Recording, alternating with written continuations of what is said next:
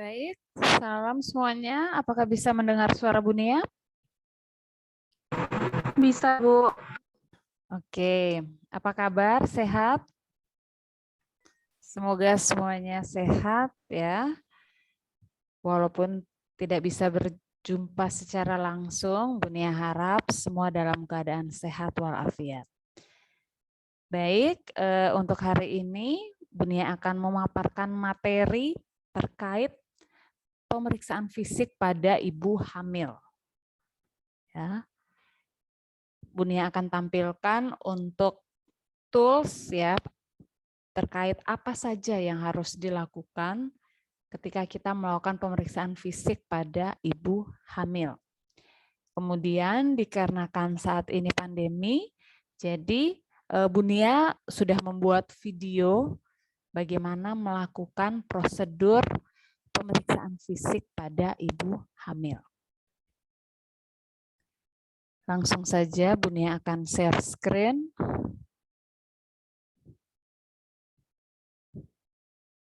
Bisa terlihat?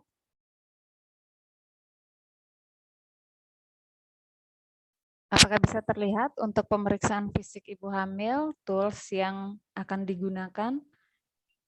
Terlihat, Bisa, Bu. Terlihat, baik. Ya, jadi perlu Bunia sampaikan untuk pemeriksaan fisik pada ibu hamil ini, ya perlu Anda pelajari karena ketika praktek keperawatan maternitas di rumah sakit, Anda semua ya bisa melakukan bagaimana pemeriksaan fisik pada ibu hamil tersebut. Nah, untuk itu di sini tahapan-tahapan apa saja yang perlu kita siapkan ya saat melakukan pemeriksaan fisik ibu hamil. Tentu sebelum ke pasien, pastikan bahwa alat yang dibutuhkan saat melakukan pemeriksaan fisik pada ibu hamil sudah lengkap. Ya. Jadi persiapan alat terlebih dahulu, kemudian pastikan pasien tersebut sesuai dengan pasien yang akan Anda lakukan pemeriksaan fisik ibu hamil ya. Jadi memverifikasi data pasien terlebih dahulu. Ya, jadi memastikan bahwa memang pasien tersebut sesuai. Kemudian tahapan-tahapan dalam melakukan komunikasi tentu Anda sudah tahu ya. Jadi mulai dari fase orientasi, kemudian fase kerja apa yang dilakukan ya, hingga saat fase terminasi. Nah, di fase orientasi ini tentu saat Anda hendak melakukan pemeriksaan fisik pada ibu hamil, sampaikan salam terlebih dahulu kepada ibu, perkenalkan diri Anda, kemudian menjelaskan tujuan ya, serta langkah prosedur bagaimana melakukan pemeriksaan fisik pada ibu hamil ini, serta menanyakan kesiapan pasien untuk dilakukan pemeriksaan fisik pada ibu hamil. Kemudian fase kerja, apa yang Anda lakukan, tahapan-tahapannya seperti apa, hingga nantinya fase terminasi. Kemudian di fase kerja saat melakukan pemeriksaan fisik ibu hamil, jangan lupa cuci tangan terlebih dahulu. Cuci tangan terlebih dahulu menggunakan sabun, kemudian pastikan privasi pasien terjaga. Ya. Kemudian Anda lakukan pengukuran berat badan ibu serta tinggi badan ibu. Setelah Anda mengukur berat badan dan tinggi badan ibu, Anda mengukur ukuran panggul luar. Ukuran panggul luar ini alat bantu yang Anda gunakan saat mengukur ukuran panggul luar yaitu pelvimetri. Pelvimetri atau jangka panggul. Nah, untuk panggul luar di sini yang diukur ada apa saja? Ada yang masih ingat?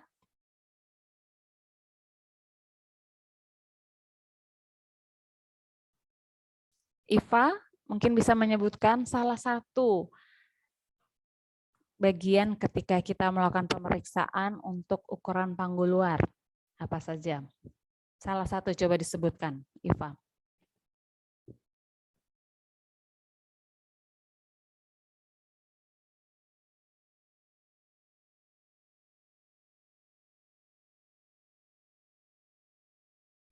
Atau temannya yang lain mungkin yang masih mengingat apa saja yang kita periksa saat mengukur panggul luar. Selamat sore Bunia, saya Ati Umi Hamidah mencoba menjawab. Ya, silakan. Yaitu distansia spinarum, yang kedua distansia cristarum, dan conjugata externa. Ya, betul. Ya. Jadi untuk pemeriksaan panggul luar, kita mengukur yang pertama distansia spinarum. Ya, kita ukur menggunakan pelvimetri atau jangka panggul. Ya. Ukuran normal untuk distansia spinarum ini yaitu 23 sampai 26 cm. Ya, yang diukur bagian apa? Yaitu jarak antara spina iliaca, sinistra, dan dextra. Kemudian yang kedua yang diukur yaitu distansia cristarum. Nah, distansia cristarum ini kita mengukur jarak antara crista iliaca, sinistra, dan dextra. Untuk ukuran normal yaitu 26 sampai 29 cm. Kemudian yang ketiga yang diukur yaitu conjugata externa. Nah, conjugata externa ini kita mengukur menggunakan pelvimetri dari simfisis, pubis hingga lumbal kelima ibu. Ya, diukur kemudian untuk ukuran normal yaitu 18 sampai 20 cm. Ya. Untuk posisi saat mengukur ukuran panggul luar ini bisa dalam posisi ibu berbaring atau bisa dalam posisi ibu berdiri. Ya, untuk memudahkan saat mengukur ukuran panggul luar ini, ibu saat dalam posisi berdiri. Gitu. Kemudian selain 3 bagian tersebut, kita perlu mengukur juga lingkar panggul. Ya, lingkar panggul ibu menggunakan midline. Ya. Setelah kita mengukur lingkar panggul, kita mengukur lingkar lengan atas. Ya, kita ukur lingkar lengan atas, kita pastikan apakah ibu mengalami kekurangan energi atau tidak. Ya, dengan ukuran normal yaitu lebih dari 23 cm. Jika kurang dari 23 cm, ibu diindikasikan mengalami kekurangan energi. Tuh. Kemudian sebelum ibu kita minta untuk berbaring untuk pemeriksaan selanjutnya, bisa kita menawarkan ke ibu ya, jika ibu hendak berkemih atau tidak. Jadi kita menawarkan. Karena apa? Karena ketika ibu masih berdiri tadi, ya saat ibu akan ke belakang berkemih lebih mudah. Ya. Begitupun ketika kita nanti akan melakukan pemeriksaan palpasi pada bagian Leopold ya, ketika kondisi kandung kemih ibu kosong ya, akan membantu dalam penilaian kita saat melakukan palpasi pada abdomen ibu ya. Kemudian kita minta ibu untuk berbaring ya. Jangan lupa mengukur juga TTV ibu. Jadi mulai dari tekanan darah ya, suhu ibu berapa, nadi ibu berapa, frekuensi nafas ibu berapa, kemudian saturasi oksigen ibu berapa. Ya, jadi pastikan TTV ibu kita ukur. Setelah itu lanjut pemeriksaan head to toe mulai dari ujung rambut sampai ujung kaki kita periksa. Ya, dari ujung rambut kita periksa apakah ibu mengalami kerontokan rambut, ya, kondisi kepalanya bagaimana, apakah ada luka, ada memar atau ada benjolan. Ya, kemudian warna rambut ibu seperti apa, apakah merah karena diwarnai atau karena kekurangan energi atau protein, itu harus diperiksa juga kaitannya dengan asupan nutrisi ibu hamil. Ya. Kemudian kita ke bagian wajah pasien. Kita periksa apakah ibu mengalami, yang pertama kita periksa fingerprint ya untuk mengecek status hidrasi pasien. Kemudian kita cek konjungtiva ibu apakah anemis atau anemis ya. Kemudian kita inspeksi bagian wajah ibu juga. Kita lihat apakah ibu mengalami hiperpigmentasi pada bagian wajah yang disebut kloasma gravidarum atau tidak ya. Jadi di bagian pelipis ibu berwarna kehitaman ya. Jadi mengalami hiperpigmentasi pada ibu hamil. Ya, kenapa pada ibu hamil cenderung mengalami hiperpigmentasi? Karena ada peningkatan hormon melanotropin ya, sehingga merangsang pengeluaran melanin seperti itu. Kemudian setelah dari wajah, kita perlu inspeksi juga bagian mukosa bibir ibu ya, apakah kering ya, kaitannya dengan status hidrasi pasien. Kemudian kita periksa kelengkapan mulutnya ya, kelengkapan gigi seperti apa, lengkap atau tidak, ada sariawan atau tidak. Jadi hal-hal yang dapat mengganggu ibu untuk memenuhi asupan nutrisinya. Seperti itu. Kemudian kita ke bagian leher. Kita periksa apakah ibu mengalami pembesaran kelenjar tiroid atau tidak. Untuk memastikan, kemudian kita lakukan palpasi. Palpasi dalam posisi ibu berbaring bisa atau dalam posisi duduk ya. Jadi sembari kita memegang leher ibu, kemudian kita tanyakan, kita minta ibu untuk menelan, kemudian kita raba apakah teraba ada pembesaran kelenjar tiroid atau tidak. Gitu. Kemudian kita ke bagian payudara ibu ya. Jangan lupa minta izin ya, selalu minta izin, selalu sopan meminta izin pada ibu ya. Jadi privasi ibu juga kita jaga betul ya. Di bagian payudara, yang pertama kita inspeksi kesimetrisan payudara, kemudian lihat kondisi puting ibu menonjol atau tidak. Kemudian apakah ada hiperpigmentasi juga pada ibu di bagian payudaranya ya. Jadi pada ibu hamil cenderung mengalami hiperpigmentasi juga di bagian payudara, yaitu di bagian areola ya hingga puting. Jadi pada bagian areola dan puting itu berwarna lebih gelap. Kemudian kita lihat juga ya, kita inspeksi apakah terdapat benjolan atau massa atau luka pada payudara ibu ya. Setelah kita inspeksi, kita palpasi. Kita palpasi apakah teraba ada massa atau ada benjolan pada payudara ibu atau tidak. Ya. Kemudian kita pastikan apakah ibu mengalami nyeri tekan saat kita lakukan palpasi pada payudara ibu. Ya, jadi kita periksa seperti itu. Setelah dari payudara, jangan lupa rapikan pakaian atas pasien. Kemudian kita ke bagian abdomen. Di abdomen kita inspeksi, yang pertama kita lihat ya, apakah ada hiperpigmentasi pada abdomen ibu, ya dilihat dari linea nigra yang muncul pada abdomen ibu. Kemudian kita lihat juga stria gravidarum, apakah ada stretch mark yang muncul pada perut ibu. Ya, ibu hamil ini mengalami peregangan ya, peregangan sehingga muncul yang namanya stretch mark seperti itu. Kemudian kondisi hidrasi juga perlu kita inspeksi di bagian abdomen ibu. Setelah itu kita lakukan palpasi ya, mulai dari pemeriksaan Leopold 1 hingga Leopold 4. Nah, sebelum Anda mengukur atau melakukan pemeriksaan Leopold ini, pastikan kondisi tangan dalam keadaan hangat ya.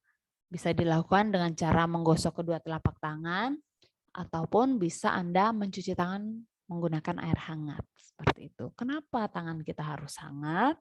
Ya, jika tangan kita hangat, bisa mencegah terjadinya kontraksi yang tiba-tiba saat Anda melakukan palpasi pada abdomen ibu. Begitu ya. Nah, untuk Leopold 1 ini, tujuan Leopold 1 yang pertama untuk menentukan bagian janin bagian manakah yang berada di fundus uteri. Ya. Setelah kita tentukan bagian janin mana yang ada di fundus uteri, entah itu bokong atau mungkin kepala atau mungkin punggung atau mungkin ekstremitas janin, itu harus kita periksa ya. Setelah itu kita mengukur TFU atau tinggi fundus uteri menggunakan midline ya. Kemudian di Leopold kedua ya, Tujuan Leopold II ini kita mencari letak punggung janin. Setelah menemukan letak punggung janin di mana, kita ukur DJJ atau denyut jantung janin menggunakan Doppler.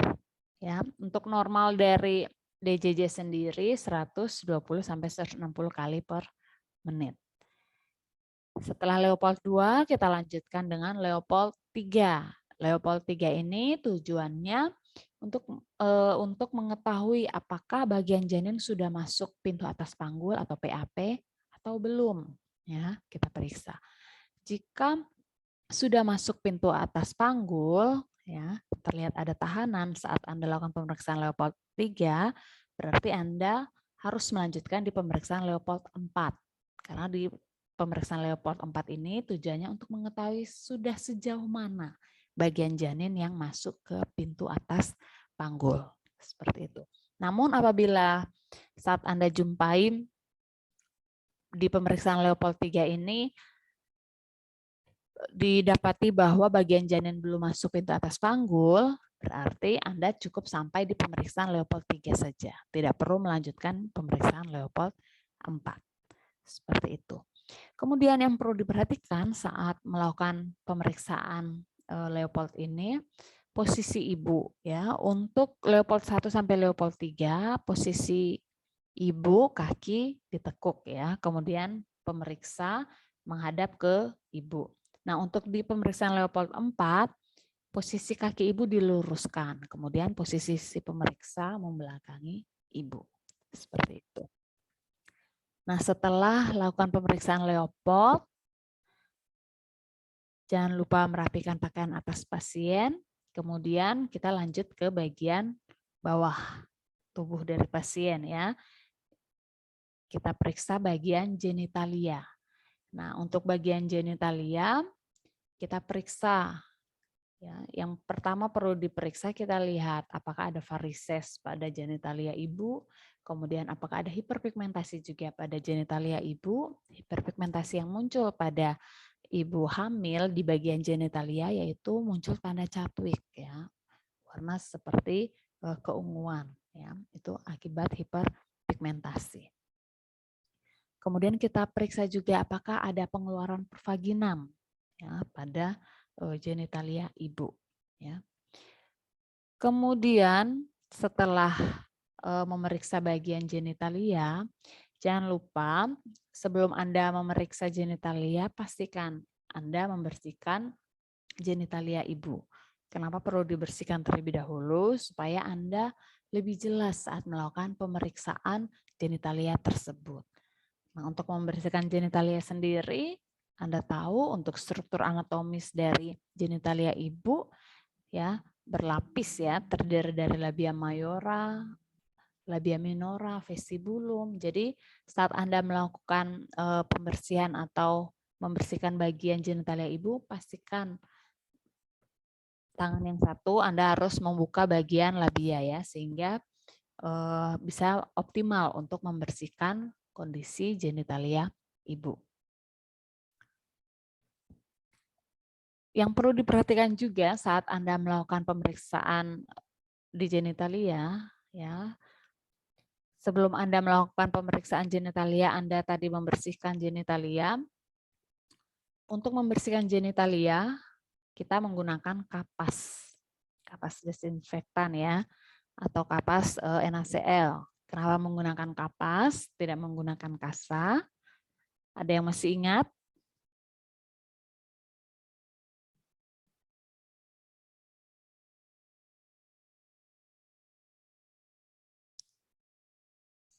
Ada yang masih ingat?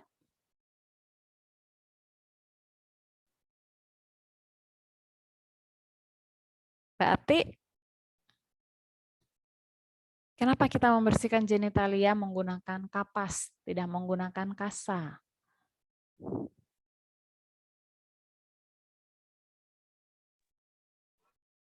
Karena kalau kasa lebih kasar ya, Bu. Ya, betul. Jadi kenapa kita menggunakan kapas? Kapas itu teksturnya lebih lembut ya, sehingga bisa mengurangi iritasi ketika kita melakukan pembersihan pada genitalia ibu. Ya, jadi karena tekstur dari kapas itu lembut, sehingga kita menggunakan kapas saat membersihkan genitalia. Kita tidak menggunakan kasa. Nah, kapan menggunakan kasa? Kasa ini digunakan untuk mengeringkan, ya, untuk mengeringkan genitalia yang sudah dibersihkan. Ya, jadi kalau mengeringkan menggunakan kapas, serabut dari kapas itu bisa menempel di genitalia ibu. Ya, sehingga kita menggunakan kasa saat mengeringkan genitalia yang sudah dibersihkan menggunakan kapas, begitu ya. Jadi tidak bolak-balik ya. Jadi membersihkan genitalia menggunakan kapas dan mengeringkan genitalia menggunakan kasa, begitu. Kemudian kita lanjut ke pemeriksaan anus ya, kita periksa apakah ibu mengalami hemoroid atau tidak. Ya. Kemudian kita mengecek apakah mengalami hemoroid atau tidak dengan melakukan colok dubur. Nah, setelah itu lanjut ke pemeriksaan ekstremitas. Ya, ekstremitas kaki kita periksa apakah ibu mengalami varises, kemudian kondisi hidrasinya seperti apa, apakah ibu mengalami edema. Jika edema, lakukan pemeriksaan piting edema. Kemudian kita lakukan juga pemeriksaan, ya, melakukan pemeriksaan untuk mengecek refleks patella, ya, mengecek refleks patella menggunakan refleks Hammer. Perlu diperhatikan posisi ibu saat kita lakukan pemeriksaan refleks patella ini, yaitu duduk dalam kondisi kaki menggantung. Kemudian Anda mengukur refleks patella pada ibu hamil tersebut. Begitu. Baik, sampai di sini ada yang mau ditanyakan atau ada yang mau diklarifikasi?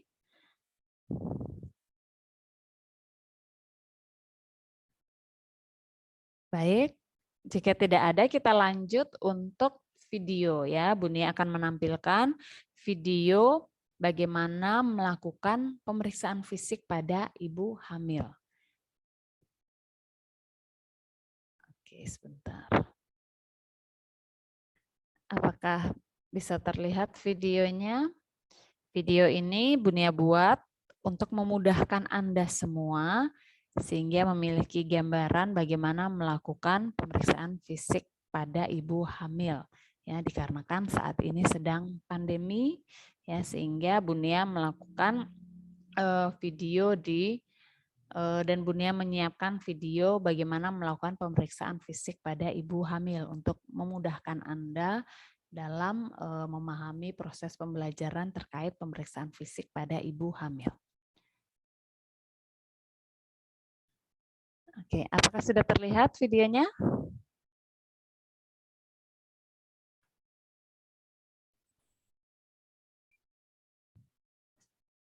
Terlihat ya?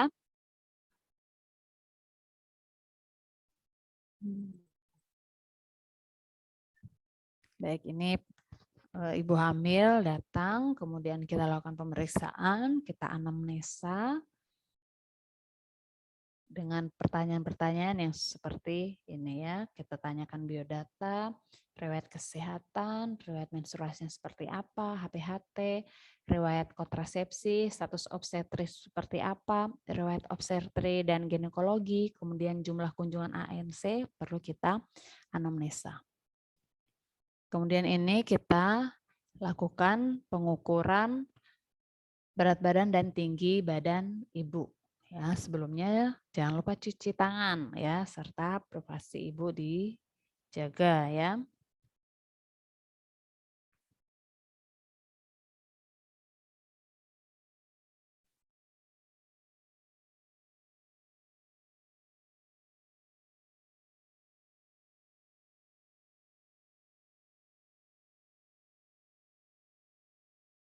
Ini untuk memeriksa ukuran panggul luar.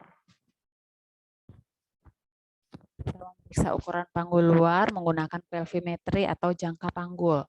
Tadi yang pertama kita ukur distansia spinarum, kemudian distansia cristarum, serta ini kita ukur conjugata externa. Conjugata eksterna dari simfisis hingga lumbal 5 kita periksa.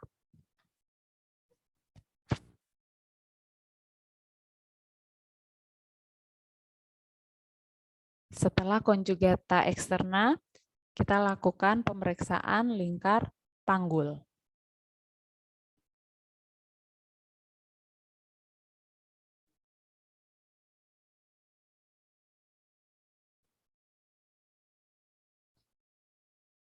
Kemudian lakukan pemeriksaan lingkar lengan atas.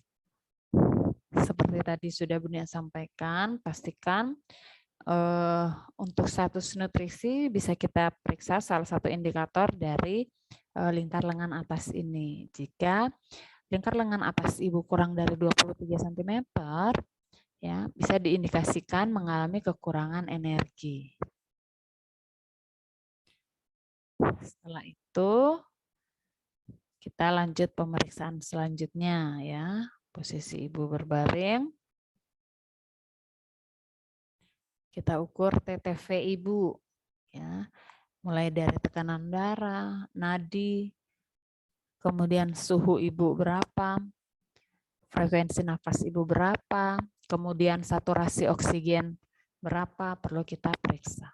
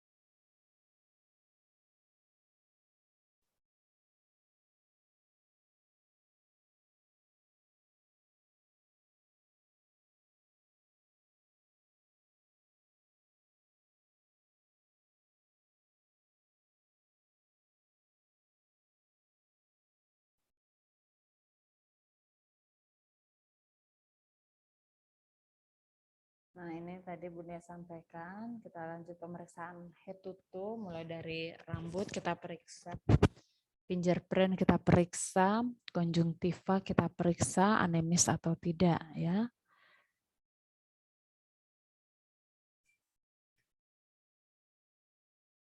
Kemudian kloasma gravidarum kita periksa. Selanjutnya pemeriksaan pada leher untuk mengecek apakah ada pembesaran kelenjar tiroid atau tidak. Ibu bisa kita minta untuk duduk, kemudian kita mengecek apakah ada pembesaran kelenjar tiroid atau tidak.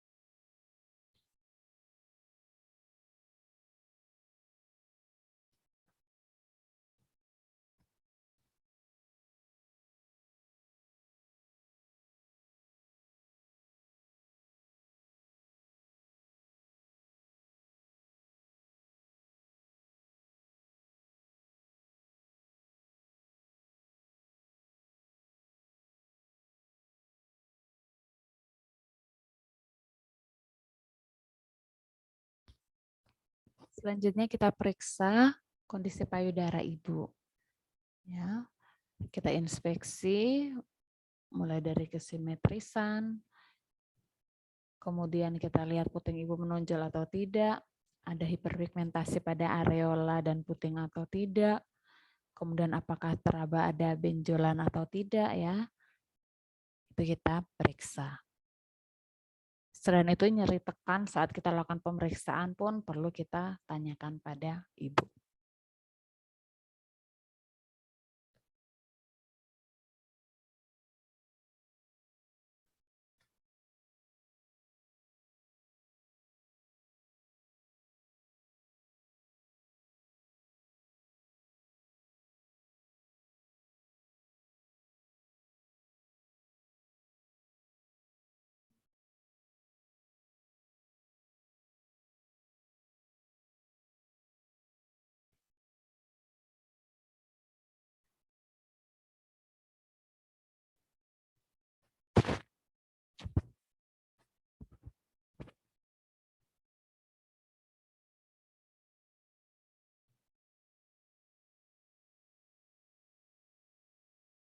Selanjutnya kita periksa abdomen ibu.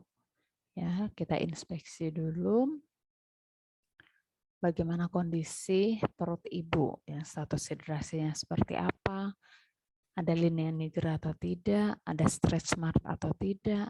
Kemudian kita lakukan pemeriksaan Leopold, mulai dari Leopold 1. Seperti ini caranya, bisa dilihat.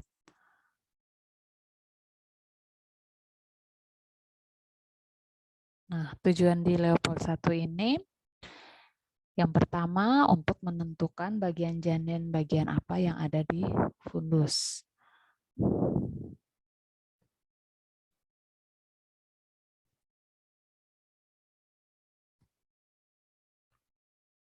Setelah menentukan bagian janin apa yang ada di fundus, kita lanjut pengukuran TFU atau tinggi fundus uteri menggunakan midline.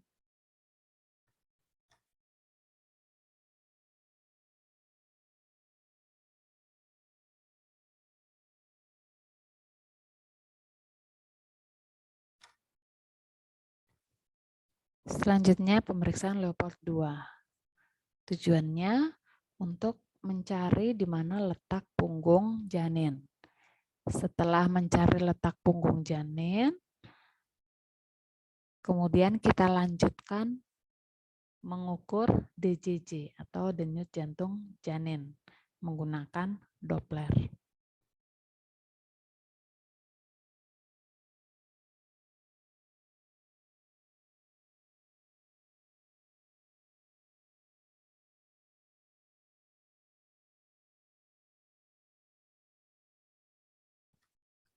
Saat menggunakan Doppler, kita perlu mengolesi jeli terlebih dahulu, ya. Setelah itu kita perlu membersihkan juga, ya, sisa dari jeli yang kita olesi di bagian abdomen ibu. Nah, ini untuk Leopold 3, ya, untuk mengetahui apakah sudah ada bagian janin yang masuk pintu atas panggul atau belum. Nah, jika sudah ada, kita lanjut dengan Leopold 4. Ini Leopold 4 untuk mengetahui sudah sejauh mana bagian janin yang masuk ke pintu atas panggul.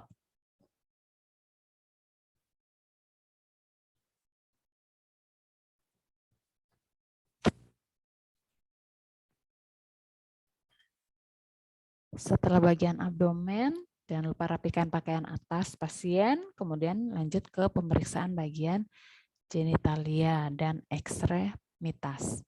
Di genitalia tadi kita periksa apakah ada tanda capit, kemudian bagaimana pengeluaran pervaginam, kemudian apakah ada varises di genitalia ibu atau tidak, perlu kita periksa. Kemudian lanjut pemeriksaan hemoroid. Selanjutnya untuk pemeriksaan ekstremitas, periksa kondisi hidrasi seperti apa, ada varises atau tidak, edema atau tidak, kemudian lanjut pemeriksaan refleks patella. Posisi ibu duduk dengan kaki menggantung untuk dilakukan pemeriksaan refleks patella.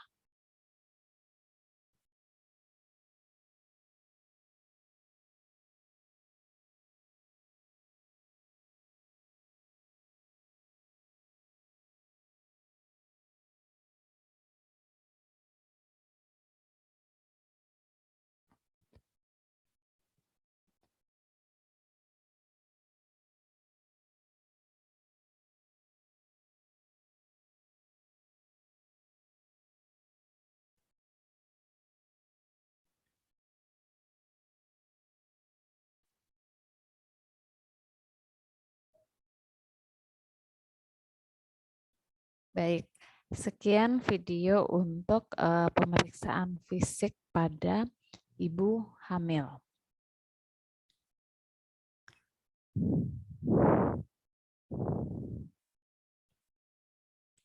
Baik, sampai di sini ada yang mau ditanyakan atau sudah jelas semuanya? Sudah jelas, Bu. Sudah jelas ya.